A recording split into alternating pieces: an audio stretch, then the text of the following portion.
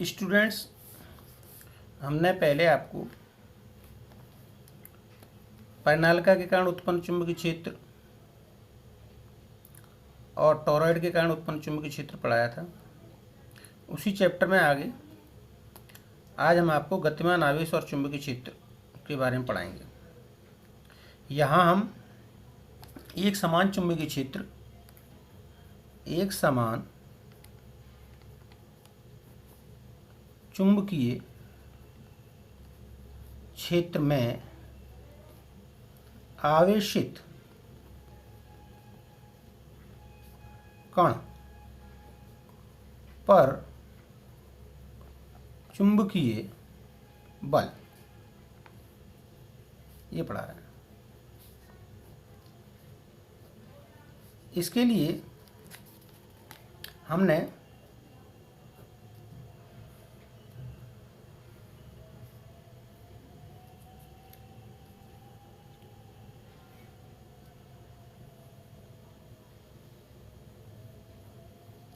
इस तरह से एक सरफेस तैयार किया जिसमें हमारे पास तीन, इसको इस तरह से ही बता सकते हैं कि ये चुंबकीय क्षेत्र की दिशा है, ये चुंबकीय बल की दिशा है और इसके लंबवत चुंबकीय क्षेत्र की दिशा से कोई कण थीटा कोण बनाते हुए वेग b से गति कर रहा है। इसी चीज़ को हम यहाँ दिखा रहे हैं कि ये बल Fm हो गया और ये जो है चुंबकीय क्षेत्र की दिशा है और इसके लंबवत ये, तो इस चुंबकीय क्षेत्र की दिशा से इधर थीटा कोण बनाते हुए v वेग से कोई कण गति कर रहा है। आवेशित कण को हमने धनात्मक माना है, तो यहाँ पर इस v के दो घटक होंगे। तो v का चुंबकीय क्षेत्र b की दिशा में घटक v cos थीटा, v का चुंबकीय क्षेत्र v के लंबवत घटक v साइन थीटा। यहाँ पर जो चुंबकीय बल है, यहाँ पर हमने ये दो तल इस तरह से बना के तैयार किए हैं जिससे आपको तो लगे कि ये Fm इस दिशा में लग रहा है और इसके ठीक लंबवत ये वाला घटक जो होगा v साइन थीटा और ये वाला जो घटक होगा इधर वो v cos थीटा। और यहाँ पर इसी चीज़ को देखें तो ये वाला होगा आपका v साइन थीटा और इधर जो घटक होगा वो v cos थीटा। यहाँ पर जो लगने वाला चुंबकीय बल है, लगने वाला चुंबकीय बल Fm समानुपाती होता है आवेश के। लगने वाला चुंबकीय बल समानुपाती होता है चुंबकीय क्षेत्र के और लगने वाला चुंबकीय बल समानुपाती होता है वेग का चुंबकीय क्षेत्र के लंबवत घटक। वेग का चुंबकीय क्षेत्र b के लंबवत घटक या कंपोनेंट v साइन थीटा। तब आप देखेंगे कि लगने वाला चुंबकीय बल लगने वाला चुंबकीय बल Fm समानुपाती होता है B Q V sine theta.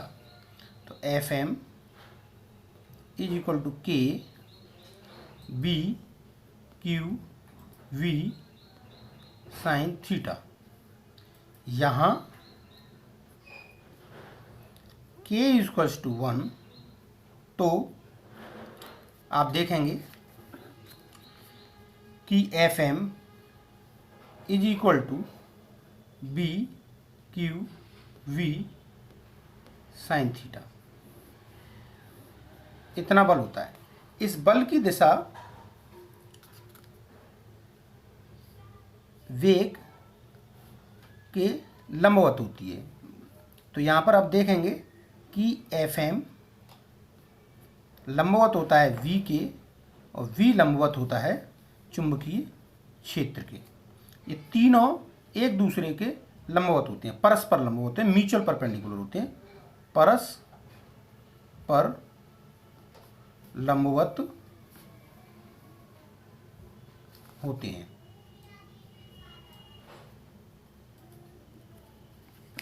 यहाँ पर हम Fm is equal to Q V cross B vector form में इस तरह से भी लिख सकते हैं।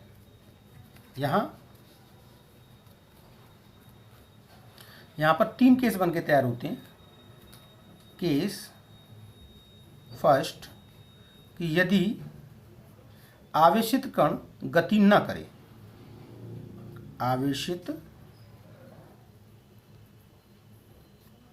कण स्थिर रहे या गति न हो, तो V इज इक्वल टू 0।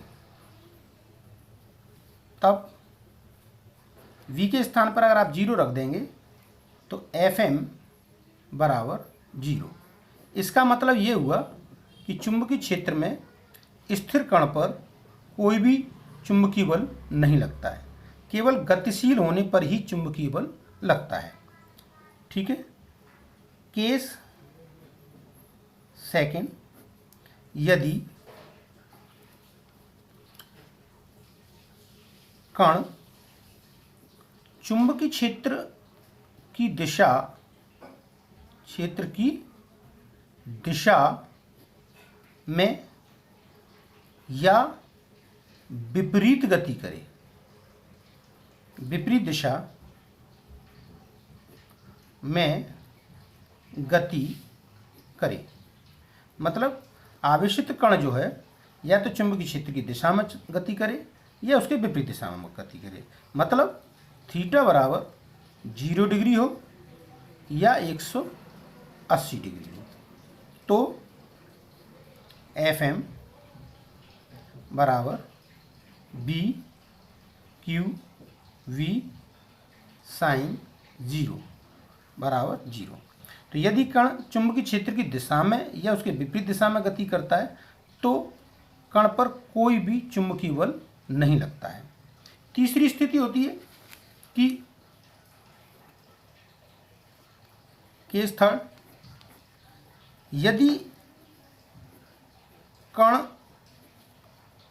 चुंबकीय क्षेत्र के लंबवत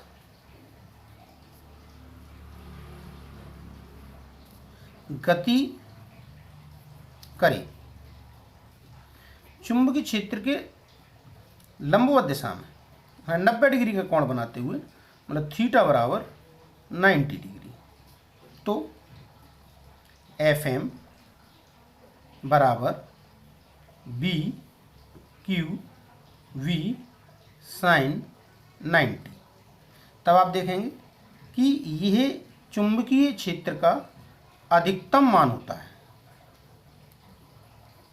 वो होता है B Q V।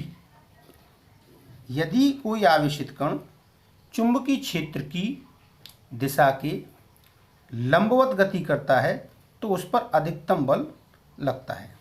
तो आपने देखा कि एक समान चुंबकीय क्षेत्र में आवेशित कण की गति करने पर उस पर चुंबकीय बल कार्य करता है, जिसका सूत्र Fm बराबर BQB sin थीटा होता है।